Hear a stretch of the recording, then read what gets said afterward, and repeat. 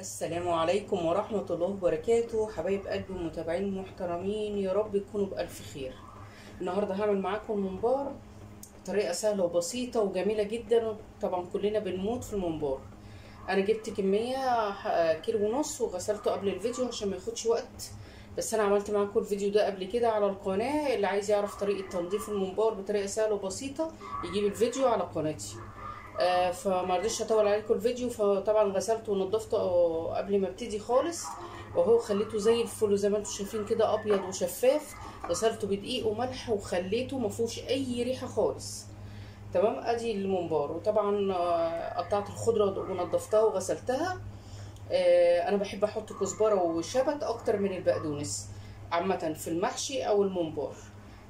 تمام، ده كيلو ونص ممبار. طبعا انتوا عارفين كل كيلو ممبار عليه كيلو رز، وقصاده كيلو طماطم، وقصاده كيلو بصل. انا بصراحه بحب اكتر في البصل شويه، يعني المحشي او الممبار يعني بصل وخضره وطماطم. ما بحبش اكتر في الرز قوي قد ما بكتر في البصل والخضره والطماطم، هو ده اللي بيديها طعم. واللي يقول غير كده يبقى ما بيعرفش يدوق لا ممبار ولا محشي. واللي يقول لك بصل كتير ومش كتير، هو لازم يتحط بصل كويس كده معقول، عشان خاطر ايه؟ يعني مش مجرد بصلتين وخلاص وبقى لي لا، انا باكل حاجه طعمها حلو. تمام. خلاص كده احنا اتفقنا ان كيلو الممبار عليه كيلو رز وكيلو بصل وكيلو طماطم. وكله طبعا غسلته وجهزته وكل حاجه. يلا نروح على البوتاجاز بقى عشان نبتدي نعمل الخلطه بتاعه الممبار. انا كنت الاول بعمله ني في ني، بس دلوقتي بسبك له، احس طعمه اجمل شويه. فهو تغيير برضه، يعني ده حلو وده حلو، بس هو تغيير. الابيض اللي على الجناب بتاعه المصفى دي الدهون بتاعه الممبار. الدهون في ناس بتشيلها وفي ناس بتخليها، هي عامه بتنزل في ميه السليق، تخلي طعم كده الممبار طعمه حلو قوي قوي قوي. وعامه هي ما بتبانش بعد ما بتتسلق وبتتحمر، ما بيكونش ليها وجود، بس بتدي طعم ودسامه كده جميله جدا. ومحدش يقول الكوليسترول ودهون ضاره والكلام ده كله، لان دي دهون حيوانيه فما فيهاش اي اضرار خالص. يلا بينا بقى، اتكلمنا كتير، نسمي الله ونبتدي بقى ايه، نسبك للممبار. يلا بينا. اهو حبايب قلبي، حله على النار. طبعا غسلتها اهو وحطيتها.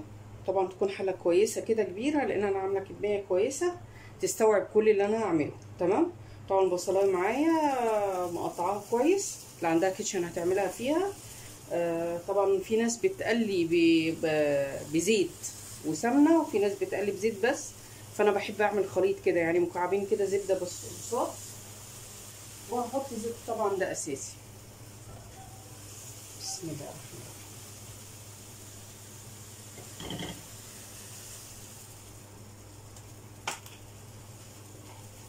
حط مكعبين زبده مش اكتر يعني، بس كده. حط طبعا زيت. بسم الله. كميه حلوه كده، لان انا عندي اصلا البصل كتير ما شاء الله. بسم الله الرحمن الرحيم. هنزل بقى بالبصل بتاعي. محدش يستكتر البصل، لان ده كيلو ونص ممبار ما شاء الله يعني. وكمان كده كده انا هوريكم البصل بعد ما يتقلى. انا هخليه لغايه ما يدبل خالص، ويا دوبك يعني يبقى ذهبي مش يحمر، يا دوبك يدبل بس ويبقى لونه ذهبي. تمام. وهرجع لكم تاني نشوف بقى هنعمل ايه. مش هعلي النار عليه عشان خاطر ما يتحرقش ويتلسع، اخلي النار كده هاديه ووسط يعني. وهرجع لكم تاني بعد ما البصلايه بتاعتي تحمر.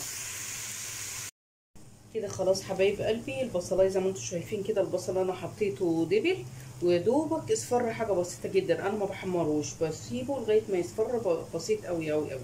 طبعا ما كنتش معليه عليه النار. وتعودوا دايما الاكل بتاعكم طول ما النار هاديه عليه، كل ما هتاخدوا طعم كويس جدا والحاجه مستويه وطعمها كده مختلف، غير ما تبقى النار عاليه عليها. تمام. طيب انا هنزل بالطماطم بتاعتي بقى. بسم الله الرحمن الرحيم.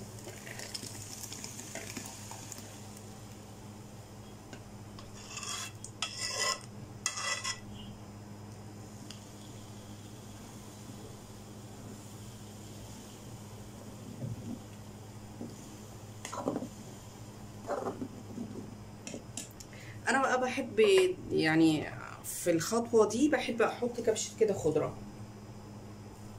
جربوا الطريقه دي وما تعترضوش، يعني انا اللي علمني الموضوع ده هوت حماتي. كانت دايما تعملها كده، تحط كبشه خضره مع الطماطم والتسبيكه وهي بتتسبك، كانت ريحتها بتبقى رهيبه. تمام. فانا هسيبها كده لغايه ما تتسبك خالص خالص، لا هحط توابل ولا اي حاجه. تمام. هتتسبك على الهادي، وبعد ما تتسبك خالص انا بحب انشفها، ما بحبش يبقى فيها اي ميه خالص. يعني هعرف منين ان هي سبكت؟ القوطه بتطرد الماده الدهنيه بتاعتها وتقعد كده فوق الوش، والتسبيكه بتبقى ناشفه على الاخر. تمام. عشان الرز بتاعي ما يبوش. بعد ما تتسبك خالص هرجع لكم تاني بقى عشان نشوف الخطوه اللي بعديها هنعمل ايه. خليكم معايا. كده خلاص، كده خلاص حبايب قلبي. بعد ما اتسبكت خالص زي ما انتم شايفين كده، خليتها نشفت. وبصوا الزيت اهو طلع فوق الوش اهو، الماده الدهنيه بتاعتك اللي انت حطاها اهي طلعت فوق الوش. تمام. والبصليه عندي ظهرت وكل حاجه. طبعا كنت غسلت الرز اول ما ابتدى خلاص داخل في تسبيكه، ما بغسلهوش واركنه عشان ما يبوش، لا بغسله وانا خلاص هحط التسبيكه. تمام. بسم الله الرحمن الرحيم عشان الرزايه بتاعتي عندي ما تنشفش.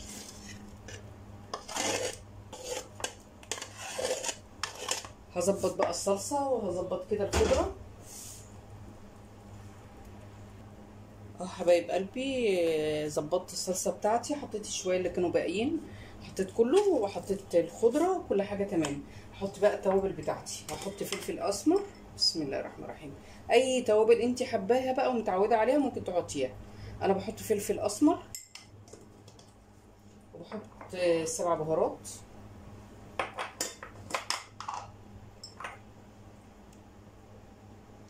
بسم الله. وبحط كمون،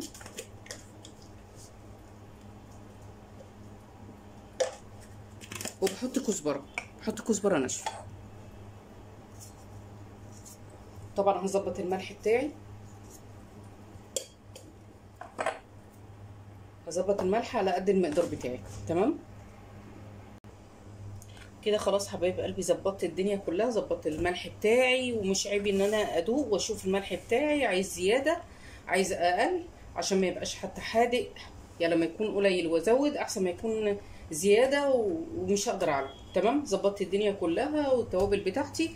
هحشي معاكم بقى الممبار، هعمل معاكم 2 كده وتشوفوا الطريقه، وهكمل انا مع نفسي. بصوا بسم الله الرحمن الرحيم اهو بقه، اهو بقه معقول، مش واسع قوي ولا صغير قوي. والتقطيع طبعا على حسب ما انت عايزه. انا بسلقه بالشكل ده، ولما باجي احمره بقطعه يعني قطع صغيره كده، احنا بنحبه بالشكل ده. عايزه تقطعيه صغير ده في ايديكي وبتاعك انت. تمام. اهو معايا اهي، وهوريكم بقى تتحشي ازاي. حبايب قلبي، اللي مش هيعرف يعمل الطريقه اللي انا هوريها لكم دلوقتي دي ممكن يعمل بقمع، بس الطريقه دي سهله جدا جدا. يعني ركزوا معايا.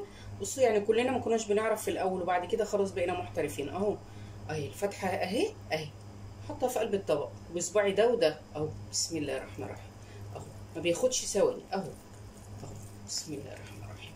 او بصباعك اليمين بس وسانده بصباعك الشمال. تمام. هو طبعا عشان الرز بارد والخضره بارده، ف طبعا بردت الصلصه لانها كانت لسه نازله من على النار.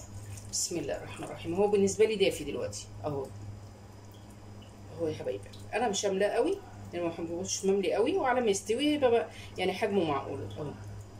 خد مني ايه جزء من الثانيه اهو. هعمل معاكم واحده ثانيه. بسم الله الرحمن الرحيم. سهله وبسيطه جدا، واي واحده فيكم تستصعب اي حاجه. اللي بتعمل مش احسن منك، واللي عملت احسن حاجه هي مش احسن منك.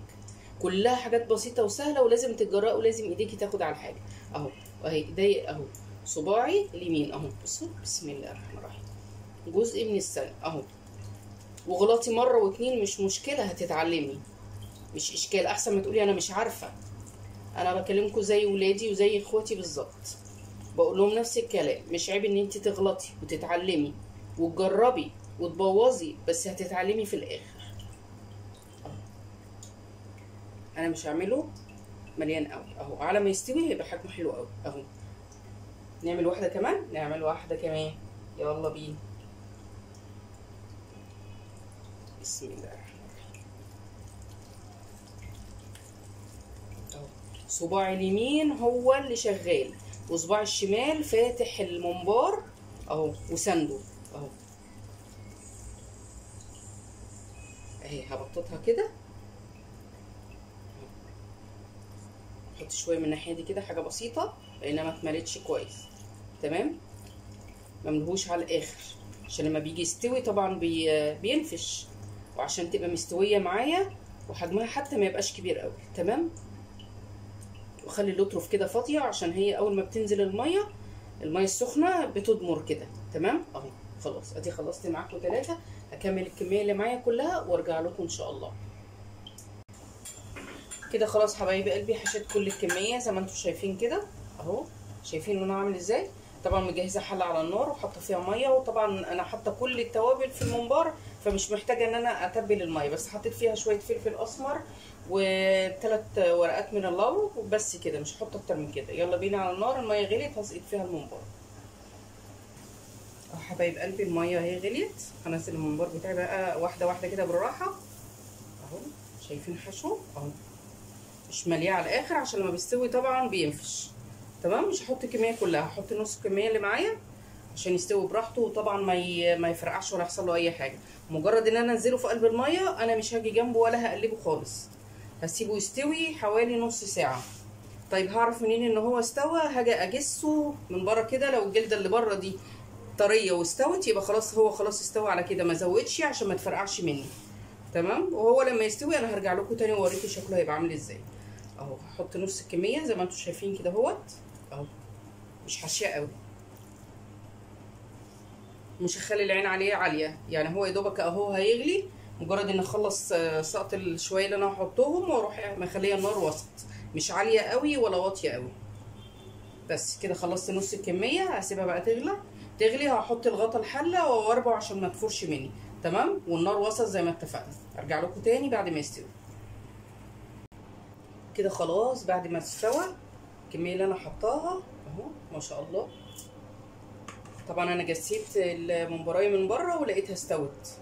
تمام اهو. هطلع بقى الكميه اللي انا عاملاها دي واحط الباقي، وهرجع لكم بقى بعد ما احمره واوريكم شكله هيبقى عامل ازاي. كده خلاص حبايب قلبي بعد ما حمرت الممبار بتاعي، شايفين شكله عامل ازاي؟ روعه اهو.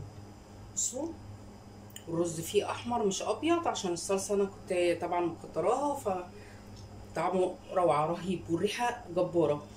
شايفين التحمير عامل ازاي؟ ما زودتش عليه التحمير خالص. اللون اللي هو الذهبي ده يعني ما تحمرهوش اكتر من كده ومش اقل من كده. كده خلصت الفيديو معاكم، يا رب تكونوا استفدتوا. اشوفكم في فيديو جديد، اترككم في رعايه الله، والسلام عليكم ورحمه الله وبركاته. مع الف سلامه.